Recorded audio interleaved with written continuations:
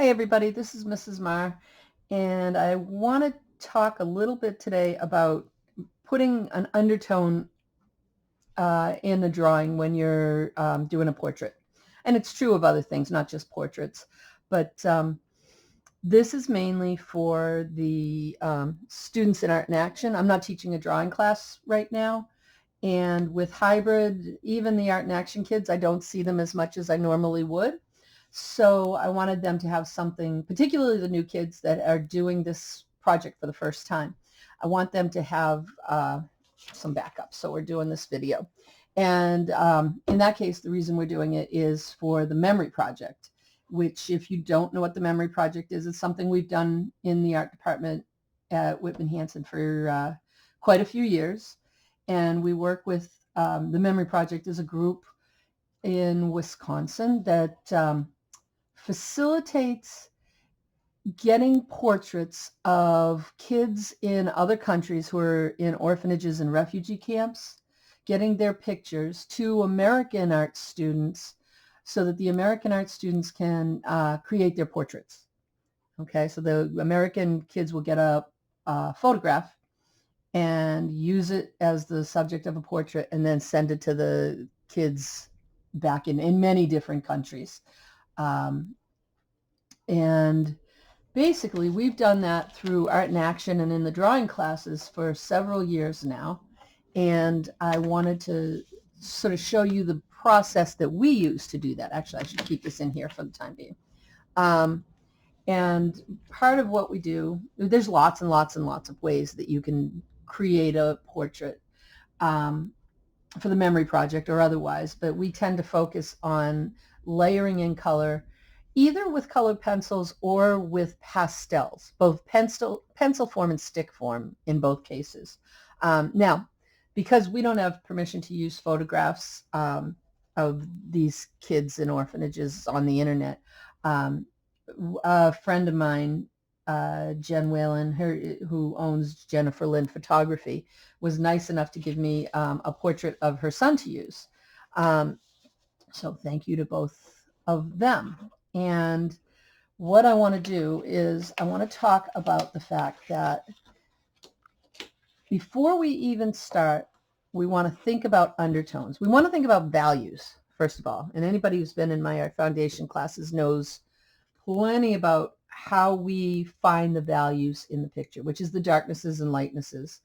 But it's something you want to think about from the very beginning. Well, from the very beginning, you want to lightly get the outlines and contour lines down in pencil, very lightly. And there's lots of different ways to do that to get the relative proportion that you need. Either by sight drawing, pencil and closing one eye and measuring one object to another, or scaling with a grid, or because we're only in school 2 days a week, in some cases, particularly with art club where you're not even getting a grade, and we want them to be as good as possible for the kids that are getting them, we can blow them up on the overhead projector. First thing to think about, value. And the fact that there is very little white in the portrait. Okay, if we take this, and this is actually 10% black, this isn't even white, okay, and we put it up here, that's white. But when you look at skin tones, there might be, not even the eye is even a little bit darker than this 10% here. So you want to really draw what you see, not what you think, okay? There's a little bit of white highlight, and even that, like I said, there is no white on this chart. But more likely, in a highlighted area, and you have to kind of squint for this until the value that you see here and the value you see here are about the same, and you're squinting away the color and keeping the darkness or lightness. So there, it might be this value. If you come down to, say, this shadow in the chin, that value, it's not black, but if you squint, this is a pretty good idea of how dark that actually is. Now, it's not going to be gray. We're not doing a black and white portrait, but you definitely want to be thinking about lights and darks. But you also now are going to add warms and cools. And if you look at an area, like say that shadow, and you really, really think about it, it's got quite a bit of blue in it as an undertone. Okay? If you look at an area up here, it's got more of an orange tone to it. And this has more of a pink tone to it. So what you want to do before you even choose what we would quote unquote call a skin color is think about the undertones that you see. You've got that bluish sort of cool shadow going on over here. And you've got this very thin highlight, like a rim light coming on here that's reflected light from this shirt. Okay, so the hood, the light is reflecting off the hood and bouncing right there off the corner of his chin. So it's darker here than it is here. Okay, those are the kind of things you want to think about. And it might be kind of against your initial thoughts, but we want to get that to be kind of underneath, and we're going to very lightly, I want to make sure I have the right one here. This is sort of a purple. So it's got a little bit of reds to it, but it's also got an awful lot of blue to it. So I'm going to go in and layer that in there and just get lighter and lighter as I come up to his jawline. Okay, and it's going to look pretty silly at first, or very sort of pop art, kind of funky. And that's okay. You want to put undertones like that. And the side of the paper that you use may make a difference. We're using a Canson tinted paper. I didn't talk about that. We're not starting with white paper. And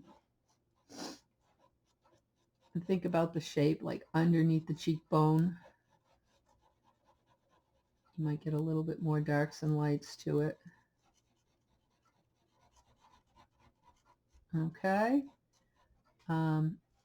Up here above between his brow and his eye, there's some cooler sort of shadows. I tend to stay away from using blue for the cool, because when you start getting sort of yellowier skin tones, it can go a little bit green on you, and we don't want that necessarily, unless the lighting, would require that.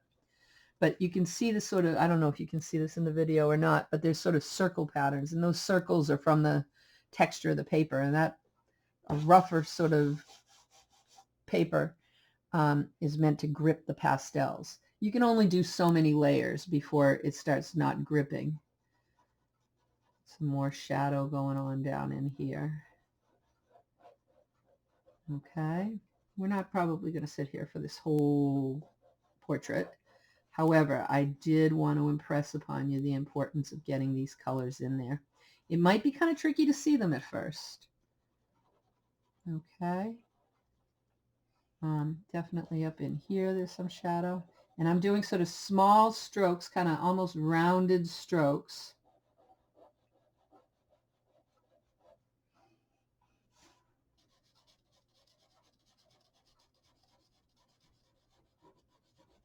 So that you can't see. It's not like, it may seem like I'm going fast and I'm scribbling, but I'm not allowing for any room in between the lines. Okay. And this gets lighter. I'm going to erase out that sort of highlight, that reflective highlight that I was talking about. So I'm not too worried about getting too close to the edges. Okay. There would be sort of cool shadow under the lip, and I'm not drawing outlines. This is going to be, eventually, it's going to be all implied edges. And the warms and cools in the color will help to imply that. Where the tip of the nose is, there's a little bit of cool there, and then it gets a little warmer. It's definitely trying to do this and not create big shadows on there. But you're just mapping that out. And you can push harder where you know it's dark. This hat casts a shadow onto his face, so it's pretty dark there, all the way along there. That helps to define it a little bit. It's not so much an outline, but it just cast that way, so it is kind of a line. Not going to be as obvious or as purple down the road.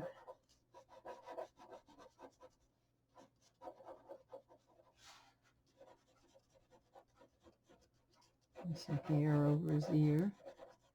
And you get some deep there. This is kind of blue. Maybe we'll put a little blue in the hat. The hat you're not going to put. Actually, this is a pretty light blue. You might want more of a navy, so we'll do a combination.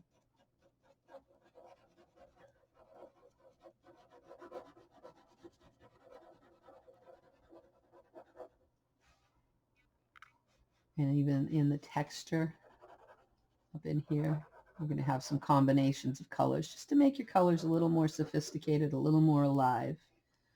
Even in here, some thickness going around in that hat. Over here, there's a little bit more. And you can leave some spaces here because now you've got all that weave of the yarn and the knitting. So that can add to the texture. You don't see the texture when it's in the shadows as much as you see it in the highlights. Okay. Now, the other thing to think about is the warms. So for warms, and I'm using, these are General's pastel chalk pencils. They come in a box that looks like that. Later, while I'm thinking of it now, I'm going to add these, and these are just ones that we had at school. This set is made for probably for portraits, you know, color-wise. But these basically are the stick version without the wooden pencil around it of these, at least as far as I know they are. So let's just put those there and think about, this one's a little pinker. If I look at the nose tends to be pinker. This is the pinkest one I've got. This one's red. I don't know if this might be too pink, but if you do it lightly.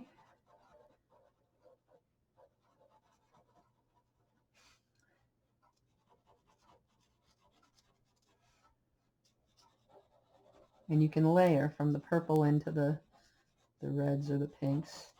And if I decide that's too much, I can always, there's more layers that are going on top, so it doesn't really matter. But I think I made that one glow too far, although that's just the shadow of it. It's nice these have erasers on them.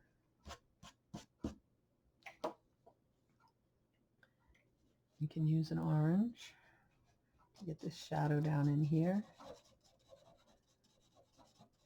Showing the side of the nose is lit differently. And a lot of this has to do with lighting. The side of the nose is lit differently than the front of the nose, and so on and so forth. This could roll around there. There's definite oranges going on up in here.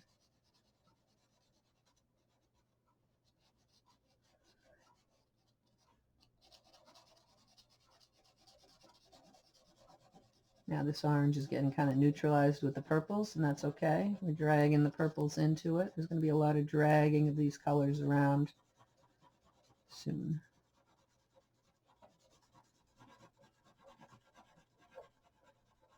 Okay. Maybe a little bit lighter down in this area at the edge of his smile.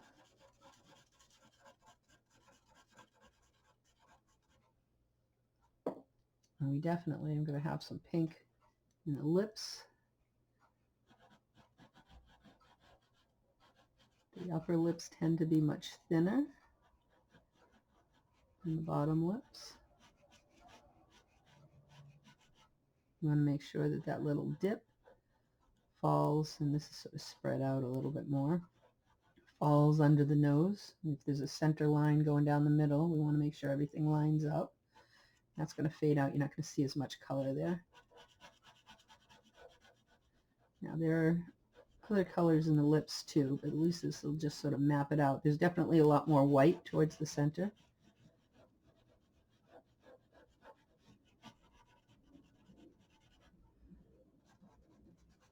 Some red and pinks under the nose. Definitely some pinks up in here. Sometimes it's just the color that it is. In the case of the eyes, it's pink over there. Sometimes it's an underlying hue. Okay.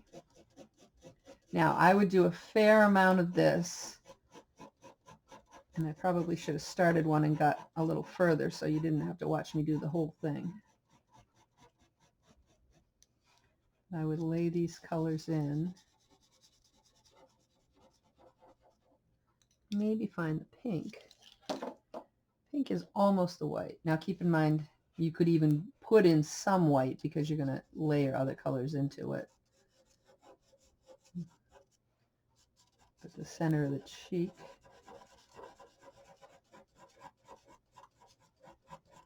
Tends to go a little pinker.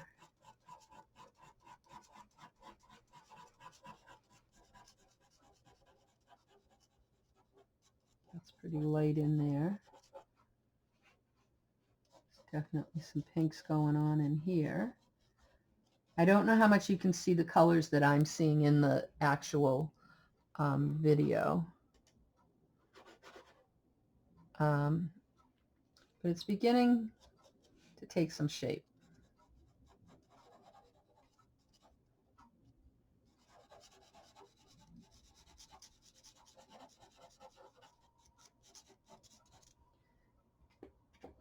Could do a little bit of white up where we have our strongest highlights up in here.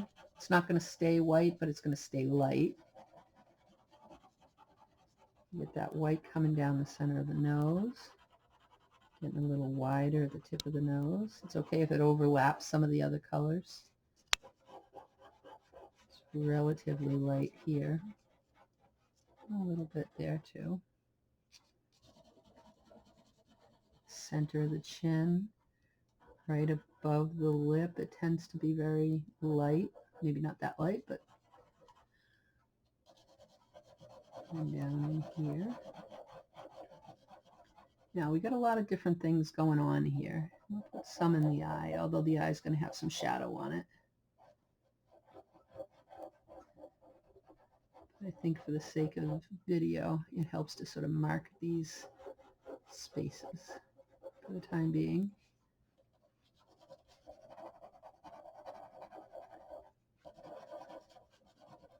So I would do more of this. I'm going to kind of speed through it a little bit.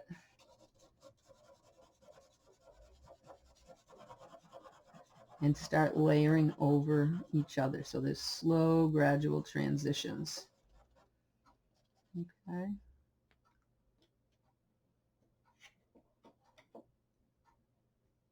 Actually, that's more of a brown. Maybe a little bit of purple in there, but we want to get that shadow in there. And a little bit under here. It's a little bit darker too. And now all of this is seeming sort of out of whack in terms of values, but as we go on, we're going to tie it all together a little bit. Once we get to the real skin tone colors. Coming in there, it's going to come down this way. Now my colors are getting a little more neutralized. We get more so as we get into things like the eyebrows.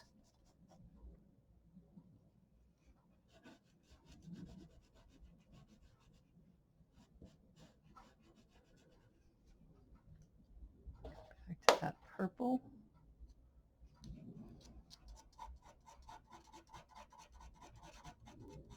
A lot more of that down in here. And sort of sculpting shadow and highlight.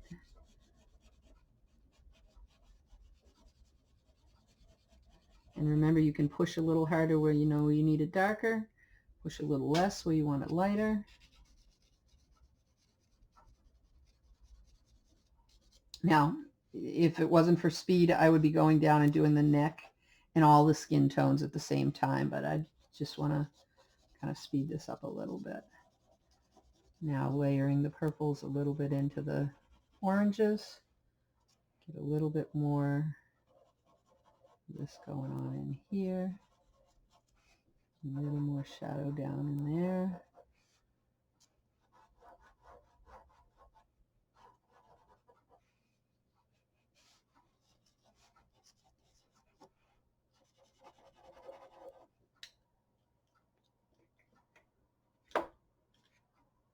Maybe a little deeper orange. orange mixed in there. That might be too much.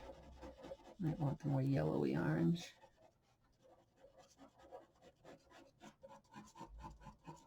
That'll start to tone it down because they're complementary colors. Orange and purple are across from each other on the color wheel. If you think about purple, it's made up of red and blue. I'm sorry, orange and yellow are opposite on the color wheel. But it's a very yellow orange, so it's neutralizing because there's a lot of yellow in it. So for the sake of speed, I am going to now switch over and start tying these together. Pull those out and think about what colors we would want to use to tie together. So maybe a little bit more of this, just the white in these central areas. And now I'm overlapping into areas I've already done. And that's sort of blending it together. Maybe I want to pick another color, layer in there.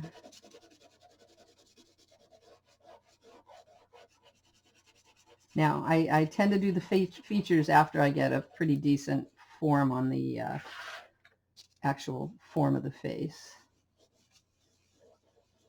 Let's get a little bit of tone in there. A little bit more tone here.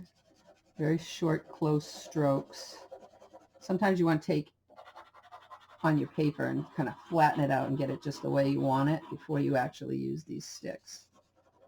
And suddenly that purple isn't going to stand out as purple anymore. It's just a much more shadowy form of this kind of rusty tone here. This is going to unify things and start to tie it all together. You push a little harder in areas you know are darker. I might at some point turn this so that all my lines are, like if the lines are getting too linear as far as the stroke, if I'm going this way, it's going to break that up. But I have it taped down right now, so that's not happening. Maybe put a little bit of pink in there, a little more pink coming under there, a little more pink up here.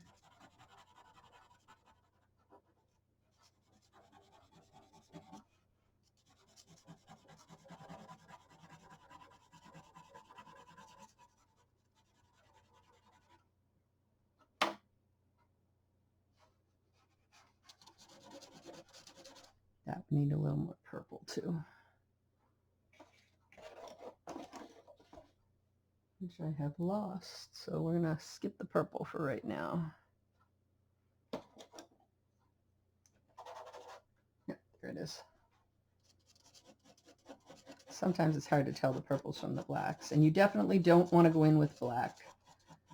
I mean, maybe at the end, if you're doing those, you know, deep brown eyes and the pupils, then it makes sense. But for the skin tones, let's stay away from that for now.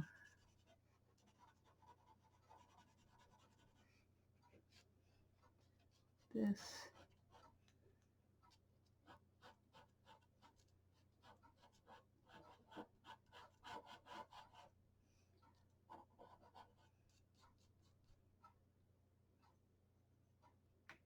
Start to build that up. Even a little bit more. Again, this is an underpainting. It's not like he's going to have purple lips in the end of it.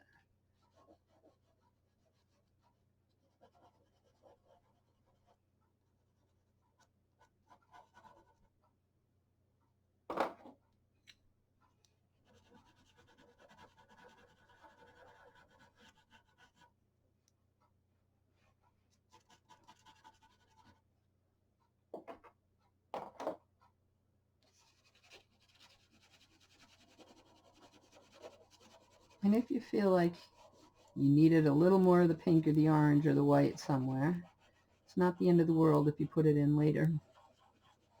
You just might want to layer some of the main unifying color over the top of it when you're done. There's definitely more pink going on in the chin.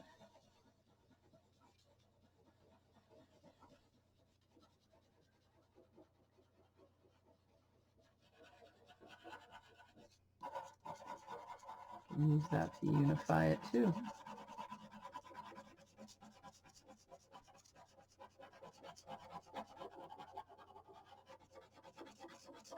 Now, this also may seem very dark, but we'll go back in later and do the eyes and nose and the mouth.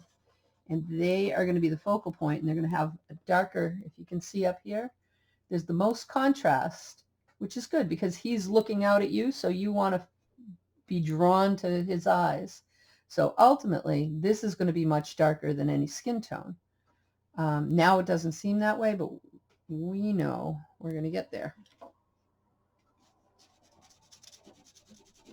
Let's just unify it with this color.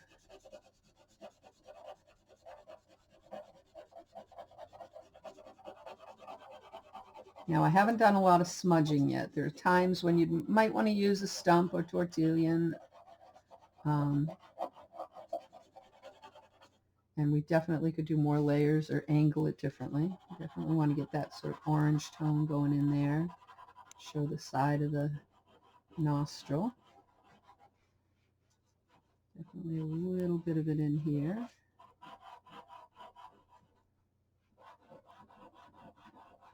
We definitely want to go over the purples a little bit more.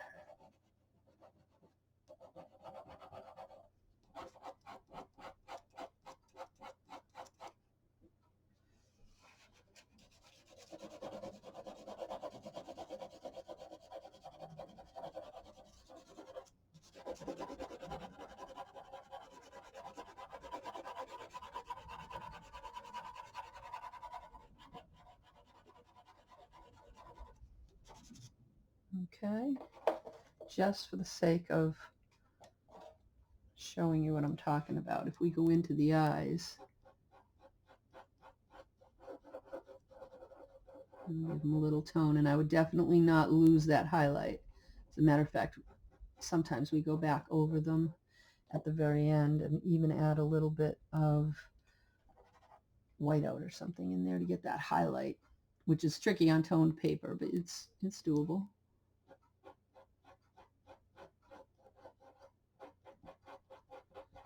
Oh, that's my purple. Here I could use my black. Not that it hurts to have a little cool in there too. Warm and cool going on. Tends to be a little darker on the edges, but not everywhere.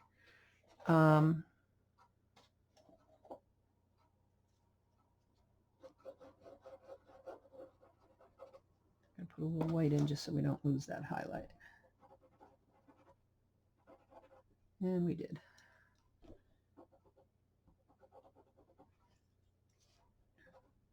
Oops, you know why that's not white? Here's my white.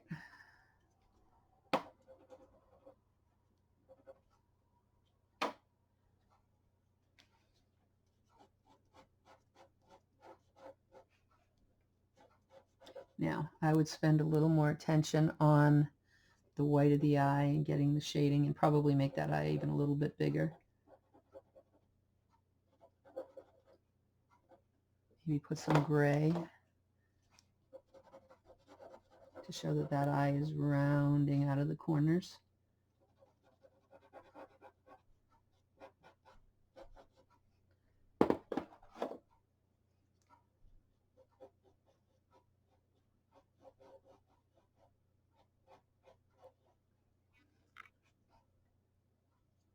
Okay. I would do more layering. You have to be careful not to overdo it too. But I would spend a little more time on the skin. But for the sake of this video, I just want to give you a little bit of each step. Okay, you want to make sure this is wispy and not like a rectangle. and follow the strokes. Again, here, those hairs are kind of wisping up, but here, they're coming down and toward the outside.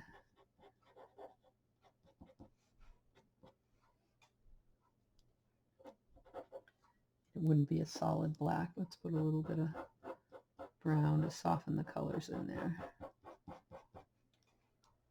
Okay, so we're still a long way from done. However, I think for this video, for you guys to get started, this is a good place to stop. And after that, we can talk more. If you want me to finish it up, then we can do another video about taking it from this step and keeping going more and more. Okay, if you have any questions, you know where to find me. And I can't wait to see what you guys do. Thanks a lot for watching.